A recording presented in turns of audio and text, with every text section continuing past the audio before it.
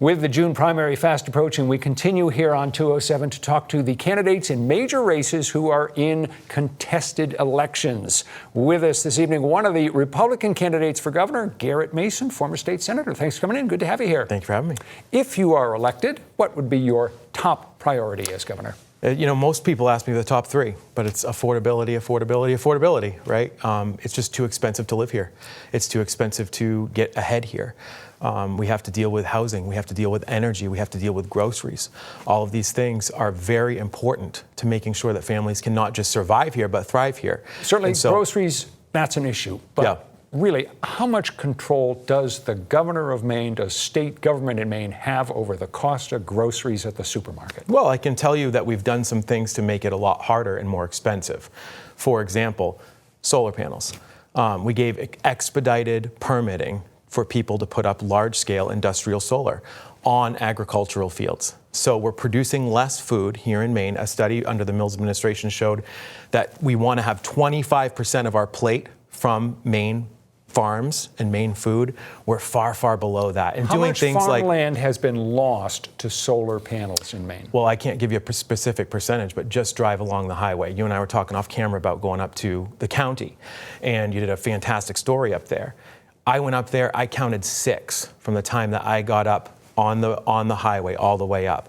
And what we have done is we have incentivized farmers not to farm. We've incentivized them to give up part of their field. I've seen it in Androscoggin County myself. It's everywhere. So we're incentivizing people to grow less food, and we're doing it by doing very expensive solar power. So that's 2 birds with 1 stone. That's a policy thing. That's a government thing. That's a governor thing. And so you have to make sure that you're not doing things that harm the production of food and the production of energy. Let me ask you about energy, because 3 months ago, the gas station that I drive by every day, gas was $2.89 a gallon. This was before the war in Iran was started by the Trump administration. Gasoline this morning, $4.19. So yep. $2.89 to $4.19. This has also affected heating oil, as you know, and it's affecting every Mainer's pocketbook. You strongly attack solar and wind. Why do you think that in the long run for Maine, solar and wind is less economically advantageous than fossil fuels? Well, I can tell you with natural gas, right now, what we are doing in this state, you can go on and look right now on the ISO New England grid and see exactly what kind of energy we are taking in to produce power in this state. And that's not just for our electricity, but it's also for a lot of people who have been incentivized to go on heat pumps, for example. It's natural gas. We need to get more natural gas into the state, which is a fossil fuel. And that has been stopped by the governors of New York and Massachusetts by expanding pipeline capacity into our state. We have also done things like the Jones Act, which is 100 years old, and Joe Biden and Donald Trump agree on one thing, that we need to make sure that the Jones Act allows for natural gas to come in from the Gulf of America and be pumped in to the main ISO New England grid system. So we need to do more of that. I'm not saying that solar and wind is inherently bad. I'm just saying we shouldn't be producing it at large scale and incentivizing that over proven, cheaper forms of energy. Listen, the American economy and the natural gas economy in this country produces cleaner natural gas than anywhere else in the world, and I'd rather bet on American workers than foreign ones. Let's talk about state spending, which you would have to cut if you achieve your goal, which you say can be done in the long term, of eliminating Maine's income tax. Mm-hmm. The income tax now provides a little over 40% of the revenue that comes into state government each year. If you lose 40% of your revenue, you're going to have to make dramatic changes in spending. Where would you cut? Ironically, that's less than the amount that state spending has increased over the past 8 years. So that right in itself, I mean, if you went back to original state spending, which I'm not suggesting, from 2018, you would be able to eliminate the income tax based on the revenues that we have right now. So yes, I do believe that we can eliminate the income tax in the long run. And the way that we do that is by making sure that we go after every ounce of fraud, waste, and abuse in the government. Well, give me specifics. Where would you cut? Sure. I'll give you one example that I talked about when I was in the legislature. I don't think that childless adults should be able to have access to Maine Care.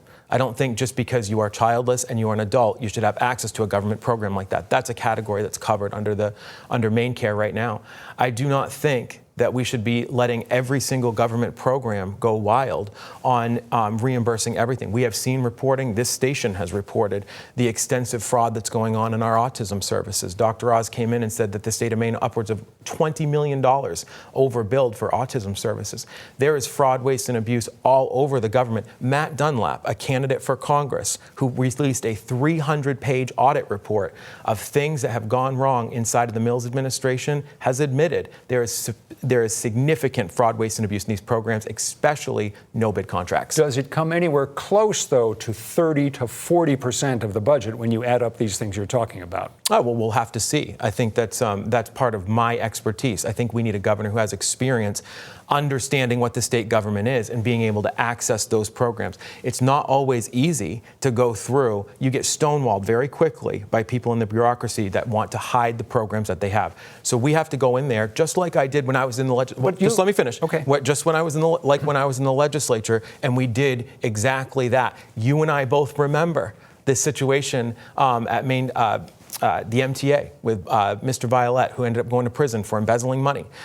There is programs that need to be audited and gone through. I have the experience of doing it before, and I can do it again. All right, we're almost out of time. Give me one program, one department that you would just eliminate, get rid of, that you feel is not needed at all right now. I've not said that I want to eliminate any government department.